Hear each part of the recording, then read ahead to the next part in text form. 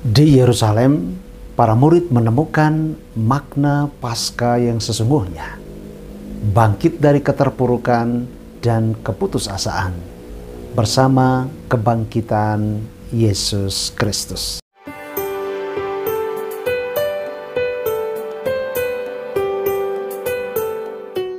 Saudara-saudari terkasih, perjalanan ke Emmaus yang dilakukan dua murid Yesus merefleksikan realitas kehidupan manusia. Peristiwa tersebut menggambarkan dua sisi hidup manusia yang saling terkait satu sama lain. Di satu sisi, ada hal yang tidak menyenangkan, bahkan menimbulkan keputusasaan. Dan di sisi lain, ada kegembiraan, semangat, dan pengharapan. Masing-masing sisi akan berjuang agar bisa mendominasi ruang hidup manusia. Jika sisi negatif yang mendominasi kehidupan, maka semua yang kita pikirkan, yakini, dan lakukan akan bermuara pada keputusasaan. Sebaliknya, jika aura positif yang memenuhi ruang hidup manusia, maka ia akan merasakan kegembiraan, semangat, dan harapan yang baik bagi masa depan. Saudara-saudari terkasih, kepergian Yesus dengan cara mengerikan membuat hati dan pikiran para murid penat, dipenuhi ketakutan, dan hidup tanpa harapan. Ajaran, nasihat, dan teladan Yesus tentang iman, harap, dan kasih sirna tanpa bekas. Maka dua murid Yesus yang salah satunya bernama Kleofas mengambil keputusan untuk pulkam alias pulang kampung, kembali ke Emmaus. Pulang dalam keputusasaan dan kegalauan. Itulah sebabnya mereka tidak mampu mengenali saat Yesus menyertai perjalanan mereka. Mereka merasa tidak lagi memiliki figur yang bisa dijadikan tempat menyandarkan hidup. Dan terlebih, mereka merasa tidak ada gunanya menjadi pengikutnya, karena Yesus telah wafat. Dalam kegalauan dan kepenatan hati tersebut, mereka berharap bisa mengakhiri perjalanan pulang yang dipenuhi kecemasan, ketakutan, dan tanpa harap dengan kegembiraan, dan bisa memulai kembali hidup baru di kampung halaman mereka. Saudara-saudari terkasih, perjalanan panjang dua murid Yesus dari Yerusalem telah sampai tujuan, yakni Emmaus. Saatnya mereka memasuki zona kenyamanan hidup seperti yang pernah mereka rasakan, sesuatu yang sebetulnya sangat biasa. Tetapi semuanya itu berubah manakala orang yang tidak mereka kenal dan telah menemani selama perjalanan mereka membuka wajah dan memecah-mecahkan roti, mengucap syukur dan membagi-bagi roti itu kepada mereka.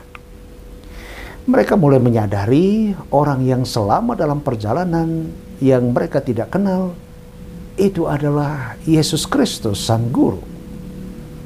Pertemuan dengan Yesus ini pula yang mendorong mereka untuk bangkit dengan semangat dan kegembiraan, kembali ke Yerusalem untuk mewartakan kepada murid-murid yang lain bahwa Yesus telah bangkit dari kematian. Di Yerusalem inilah mereka menemukan makna Paskah yang sesungguhnya, bangkit dari keterpurukan dan keputusasaan bersama kebangkitan Tuhan Yesus Kristus. Bagi Kleopas dan temannya, Yerusalem merupakan tempat istimewa. Tempat yang mereka pernah tinggalkan dengan jejak keputusasaan, sekaligus tempat menorehkan jejak kebangkitan, jejak Paskah. Pada Paskah saat ini pun, kita juga memasuki Yerusalem baru.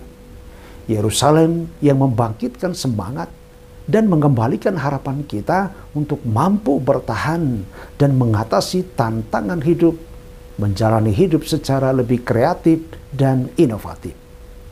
Apalagi di tahun pastoral ekonomi berkelanjutan 2023 ini, untuk mewujudkan kehidupan yang lebih sejahtera, adil, dan ekologis.